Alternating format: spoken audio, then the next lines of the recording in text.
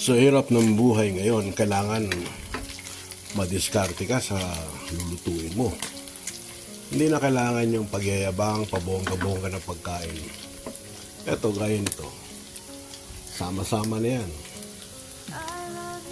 Yung dating lutong hipon, may tinapa, may iba pang isda, pwedeng pansahog. Basta't masarap,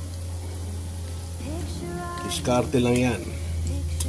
Alisin na natin ang yabang sa katawan kung magugutom ka naman. Ngayon, igigisa na natin ang ampalaya. Kaya, hindi na yan ampalaya con carne. Ampalaya con sari-sari. Timplahin mo lang na masarap yan. Katalo na yan. Nakakaraos na maghapon. Nakakaraos na ang ulam. Tanghalian. Kaya nga, masustansya pa.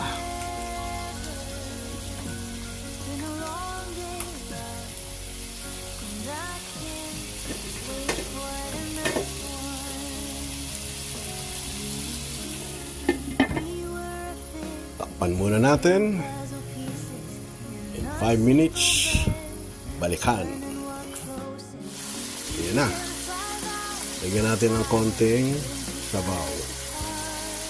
Konti lang para hindi masira yung lasa.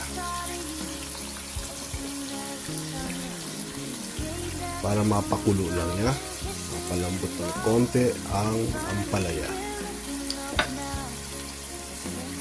Okay guys, see you a bit. Takpan muna natin. Maya-maya lang. Lagyan natin konting asin, konting patis. Lumasa. Mairaos ang tanghalian na ulam.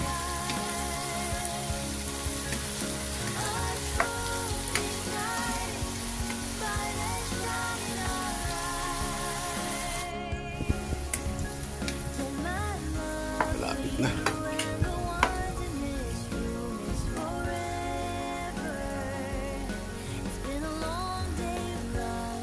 Tikman nga. Tikman lang.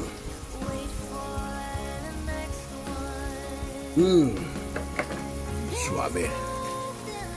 Pero sa bawat lutuin, sa bawat lulutuin mo, kung talagang gusto mo ng masarap ang dating, kahit na ganyan lang, laging may ganito.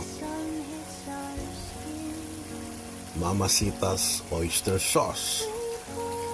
It's not intended to promote, but I really like this oyster sauce ng Mamacita's.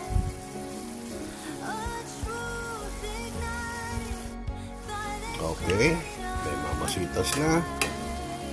Konting minuto na lang kasi sa mga magandang ngipin, okay lang itong medyo ganito. Pero kung may kasama ka, medyo mahina ang ngipin pagdating sa matigas na luto ng gulay. So, okay.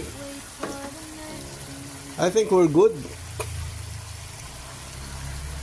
Ampalaya, con tinapa, con hipon, con whatever. Kain na tayo.